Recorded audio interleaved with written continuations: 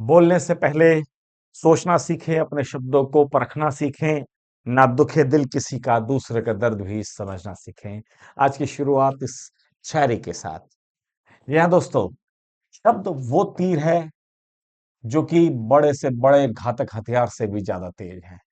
शब्दों के घाव भरा नहीं करते, औजारों के घाव तो भर जाएंगे, हथियारों के घाव तो भर जाएंगे, लेकिन मुंह से निकली गई जुबान का घात भरना नामुमकिन सा हो जाता है और दिलों को ठेस पहुंचा जाता है। ऐसा घाव जो कि ना भरे, ऐसा जख्म जो कभी सूखे ना। आज का टॉपिक भी हमारा इसी से संबंधित है। आज का टॉपिक है हेट स्पीच। हेट स्पीच वैसे तो भारतीय नागरिक संहिता में कहीं इसका उल्लेख नहीं है, लेकिन समय समय पर सुप्रीम कोर्ट के द्वारा दी गई जजमेंट में ऐसा उल्लेख है कि हेट स्पीचेस क्या हैं। तो स्टार्ट करते हैं। बीएनएस की धारा। सबसे पहले हम ये जाने कि हमारा स्पीचेस से संबंधित कॉन्स्टिट्यूशनल फ्रेमवर्क क्या है। आप सभी जानते हैं, भारतीय संविधान की धारा 1901 के तहत सभी को बोलने की स्वतंत्रता दी गई है। हालांकि कोई भी स्वतंत्रता स्वयं में पूर्ण नहीं है, एब्सोल्यूट नहीं है। इसके साथ कुछ ना कुछ समुचित कोई ना कोई प्रोहिबिशन लगाया जाता है। कोई किसी भी प्रकार का कोई भी हमारे अधिकार अनलिमिटेड नहीं है, इनको लिमिट किया जाता है। इस पे कोई ना कोई रिस्ट्रिक्शन जरूर होती है। तो आर्टिकल 19 का लिमिटेशन है 19(2). 19(2) कहता है रीजनेबल रिस्ट्रिक्शन लगाई जाएगी। कौन से ग्राउंड पे? या तो पब्लिक ऑर्डर हो, डिसेंसी हो, मॉरलिटी हो, डिफेमेशन हो, इंसाइटमेंट टू ऑफेंस हो, सॉवरेनिटी और इंटीग्रिटी ऑफ इंडिया हो। यानी ये आधार है कि भाई शालीनता से हो, सामाजिक नैतिकता का प्रश्न हो, श्लीलता का प्रश्न हो, या अपमान हो, देश की सॉवरेनिटी को नुकसान दे, अपराध के प्रति ऐसी भावना स्टार्ट करे, ऐसे स्पीचेस रोकती है। 19(1) ऐसे स्पीचेस को रिस्ट्रिक्शन देती है। यानी कोई भी हमारी बोलने की स्वतंत्रता एकदम ही फ्री नहीं है, मतलब स्वच्छंद नहीं है। कोई भी स्वतंत्रता स्वच्छंद नहीं है। स्वतंत्रता समुचित दायरों में बंधी हुई है। स्टार्ट करते हैं। Hate speech. Hate speech BNS में कहीं डिफाइन नहीं है, लेकिन बहुत सारे ऐसे प्रोविजन हैं जो हेट स्पीच को इनडायरेक्टली रेफर करते हैं। हेट स्पीच की एक्सप्रेशंस क्या हैं? स्पीचेस का मतलब सिर्फ स्पीच नहीं है, सिर्फ बोलना नहीं है, लिखना, विजुअल रिप्रेजेंटेशन, ग्राफिक्स, कोई डिजाइन, फोटो, पिक्चर या जेस्चर, भाव, इस प्रकार से भी अगर जो कोई बात उठती है तो वो भी स्पीच के दायरे में आती है। और ऐसा, ये स्पीच तो स्पीच हो गई, पर ऐसी स्पीच दो जो वो हेट उत्पन्न करे, जो घृणा उत्पन्न करे, जो भेदभाव उत्पन्न करे, वो हेट में काउंट होती है। That is called hate speech. That is जो हमारे सार्वजनिक जीवन को बाधित करे, जो इंसाइटमेंट दे, यानी कि जो भड़काए, जो नापसंदी जाहिर करे, ऐसी स्पीचेस हेट स्पीचेस मानी जाती है। तो अब हेट स्पीचेस हैं तो उसके लीगल प्रोविजंस भी हैं। सेक्शन 196 बीएनएस की धारा, जो कि पहले 153A आईपीसी में होती थी, इसके तहत क्या है? एनमाइटी का प्रोमेशन, एनमाइटी यानी शत्रुता, भेदभाव का ऐसा प्रमोट करना, या किसी भी मेंटेनेंस ऑफ हार्मोनी, यानी किसी भी सामाजिक सद्भाव के अगेंस्ट में कोई इस तरीके की बात उठाना, भेदभाव उठाना, यानी the promoting enmity through words, spoken या रिटर्न, साइन, इलेक्ट्रॉनिक फॉर्म में, किसी भी between different group on the basis of religion, race, place of birth, residence, language, caste, community, इन आधारित विषयों पर भेदभाव फैलाना बिटवीन डिफरेंट ग्रुप, अलग अलग ग्रुप में, इन आधारों पर, यानी कि धर्म, जाति, जन्म स्थान, रहने की रेजिडेंस, भाषा और अन्य समुदाय, यानी एंडलेस फॉर्म है। यानी जिस जिस आधार पर भेदभाव हो सकता है, उस भेदभाव को फैलाना, भड़काना, भावनाएं भड़काना एक ऑफेंस है। यानी अगर जो हम इसमें बोले तो रंग भेद भी हो सकता है। हम मतलब अपेर्थीड बोलते हैं जिसको, रंग भेद, इसमें रंग भेद भी काउंट होता है। इसमें हम, हमारा ये दुर्भाग्य है कि हमारे देश को, लोगों को, हम नॉर्थ ईस्ट के रहने वालों को अच्छी संज्ञा से नहीं बोलते हैं, उनको अच्छा नाम नहीं देते हैं। तो वो इस आधार पर वो भी काउंट हो जाएगा कि हम एनमाइटी पैदा करने में सहायक है, यानी हम किसी इस तरीके का भेदभाव पैदा कर रहे हैं। तो रंग भेद की नीति, रिलीजन, कुछ भी आधारों से, किसी भी प्रकार से डिफरेंट वर्गों में भेदभाव उत्पन्न करना सेक्शन 196 में फॉल आएगा। 3 साल की सजा है, एक्सटेंडेड है। और यदि ऐसी जगह है जहां की, जो कि वॉरशिप की जगह है, यानी किसी व्यक्ति का, किसी धर्म का मंदिर है, मस्जिद है, गिरजाघर है, यानी कोई धार्मिक स्थान है, धार्मिक असेंबली है, वहां आपने ऐसी बात की तो आपको 5 साल की सजा, अदरवाइज आपको 3 साल की सजा है।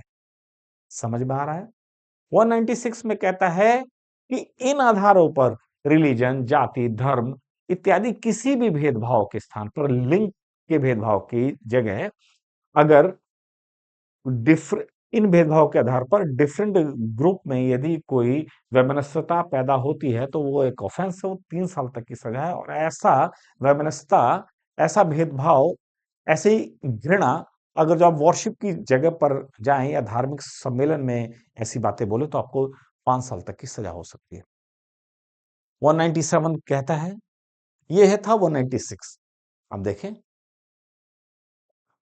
197 कहता है, imputations assertion prejudicial to the national integration and outraging the religious feeling।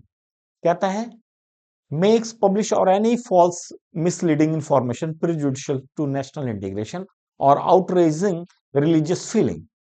यानी कि कोई भी बात बोलना, लिखना, छापना, बनाना जो कि देश के इंटीग्रेशन के लिए, देश की एकता व अखंडता के लिए खतरा पैदा हो, या रिलीजियस भावनाओं को, यानी धार्मिक भावनाओं के लिए कोई खतरा पैदा करे, जानबूझ के, विद इंटेंशन, मैलिशियस इंटेंशन, यानी बुरी नीयत से, और इंसल्ट करे रिलीजन को या रिलीजन बिलीफ को, तो ये 197 के तहत ऑफेंस है। 196 और 7 में क्या अंतर है? 196 में है कि इन इन आधारों पर, इन इन आधारों पर, ये बड़ा ग्रुप है, इन इन आधारों पर भेदभाव, दो वर्गों में वैमनस्य पैदा करना। 197 में है फॉल्स और मिसलीडिंग इंफॉर्मेशन देकर रिलीजियन बिलीफ या रिलीजन को उल्टा सीधा बोलना, ये 197 में।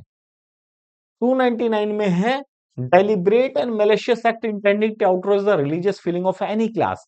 299 में बोलता है कि किसी भी बड़े तौर पर, यानी बाय इंसल्टिंग, इंसल्टिंग द्वारा, incitement against any community through words, written, spoken, sign, visual representation और इलेक्ट्रॉनिक मीन्स, इसमें भी सेम सजा है। ये 299 ने डेलिबरेट एंड मैलिशियस एक्ट, जानबूझ के किया गया ऐसा मैलिशियस काम, यानी दुर्भावनावश काम, जिससे रिलीजियस फीलिंग को हर्ट होती है, ऑफ एनी क्लास, यानी इसमें व्यक्ति नहीं है, व्यक्ति नहीं, इसमें पूरे वर्ग की, यानी जैसे मैंने कहा अमुक धर्म बेकार है, गंदा है, और मैंने उसके बारे में कुछ और उल्टी सीधी बातें बोल दी, तो वो 299 में भी फॉल होगी, यानी एनी क्लास है, ये वर्ग है। अब देखें, अब अंतर देख लेते हैं। 197 में नेशनल इंटीग्रेशन भी है, रिलीजियस फीलिंग भी है, ठीक है जी, ये इंसल्ट है। 299 में deliberate and malicious act intended to outrage the religious feeling of any class, किसी वर्ग का है। दूसरा क्या कहता है? 302 uttering word, gesture, sound of to wound the religious feeling of any person, यानी कुछ बोलना, कहना, ऐसी बातें उठाना, ऐसा जेस्चर बनाना, किसी व्यक्ति की भावनाओं को उससे दूषित करना, यानी इसमें क्लास नहीं है, इसमें क्लास है, इसमें क्लास नहीं है, इसमें पूरे वर्ग के खिलाफ है, एक व्यक्ति के खिलाफ है। और 353 यानी 353 इन स्टेटमेंट कंड्यूसिंग टू पब्लिक मिसचीफ, यानी making, publishing, circulating fake news, rumours, चाहे वो मीडिया के द्वारा हो, चाहे एनीवे, जिससे पब्लिक डिसऑर्डर पैदा हो, फियर हो, और ऐसी इंटेंट टू इंसाइट, और इस तरह की भावना हो कि कोई हम मिसचिफ उत्पन्न करे, यानी सार्वजनिक किसी प्रकार की समस्या उत्पन्न हो, तो ये 353 में आता है, इसकी भी सजा 3 से 5 साल तक ही है। सजा इसमें नहीं पूछी जाएगी, सेक्शन पूछा जा सकता है हेट स्पीच का। अब ये देखें जरा, इसमें और इसमें अंतर क्या है। 196 कहता है prejudicial to the maintenance of harmony, किसी इन आधारों पर, यानी इसमें धर्म ही नहीं है, इसमें जाति, लिंग भेद, जन्म स्थान सभी हैं। इसमें नेशनल इंटीग्रेशन की और रिलीजियस फीलिंग भी है, इसमें नेशनल इंटीग्रेशन भी, रिलीजियस फीलिंग भी 197 में। 299 है किसी धार्मिक ग्रुप के लिए। 302 है सिर्फ एक व्यक्ति के लिए। 353 है ऐसी बातें बोल के दंगा फैलाना, ऐसी बातें बोल के अराजकता उत्पन्न करना। यह है 353 statement conduct conducing to public mischief. ठीक है, इनकी सजाएं नहीं पूछी जाएगी, ये पूछा जाएगा कि हेट स्पीच क्या है। अब याद रखें, ये सेक्शन है 196, 197, 299, 302, 353, यानी ये 4 सेक्शन आपको याद करने हैं। इससे हेट स्पीचेस के सारे आंसर कवर हो जाएंगे। Landmark judgement in the landmark cases of S Rangarajan versus P Jagjivan Ram और Amish Devgan versus Union of India. ये लैंडमार्क वो जजमेंट है जो आपके एग्जाम में लिखनी ही पड़ेगी और आपके एग्जाम में पूछी भी जाती है। अगर कोई आपका ऑब्जेक्टिव एग्जाम है या किसी प्रकार का कोई प्री एग्जाम है लॉ से रिलेटेड, तो ये 2 जजमेंट आने की संभावना बनी रहती है। S Rangarajan versus P Jagjivan Ram में कुछ गाइडलाइन दी थी, उसी प्रकार से 2021 में Amish Devgan versus Union of India में भी कहा कि हेट स्पीच वो है जो किसी ग्रुप को टारगेट करें, उनके खिलाफ बोला जाए, वो चाहे छोटा ग्रुप हो, धार्मिक ग्रुप हो या कोई सा, यानी उस ग्रुपिज्म का आधार हो सकता है धार्मिक हो, जातीय हो, रंग के आधार पर हो, लिंग के आधार पर हो या किसी भी आधार पर हो। अगर उनके खिलाफ कोई बुरी बातें कही जा रही तो हेट स्पीच में काउंट होगी। सुप्रीम कोर्ट ने 4 लिटमस टेस्ट दिए, अगर इन चारों में कोई फॉल होता है या ये चारों फॉल होते हैं तो हेट स्पीच मानी जाएगी। पहला, whether the speech was deliberate and malicious, क्या स्पीच जो दी गई है जानबूझ के दी गई और मेलिशियस है क्या, मेलिशियस यानी दुष्भावना पीड़ित है क्या, यानी दुष्भावना प्रेरित है क्या। Second, there must be a real and imminent danger, और उसने ऐसा बोला है क्या इससे वास्तविक रूप से कोई खतरा पैदा होगा और इमीडिएट खतरा पैदा होगा, यानी आज बोला तो आज होगा, आज बोला तो हफ्ते 10 दिन के अंदर होगा, यानी उसका स्फीयर छोटा होना चाहिए, उसका ड्यूरेशन छोटा होना चाहिए। और इसका इफेक्ट क्या होगा सोसाइटी पर, समाज पर इसका इफेक्ट क्या होगा, क्या ऐसी स्पीचेस से वायलेंस हो सकता है, अराजकता पैदा हो सकती है। अगर ये चारों फिक्स हैं, फॉल हो रहे हैं, तो वो हेट स्पीचेस है।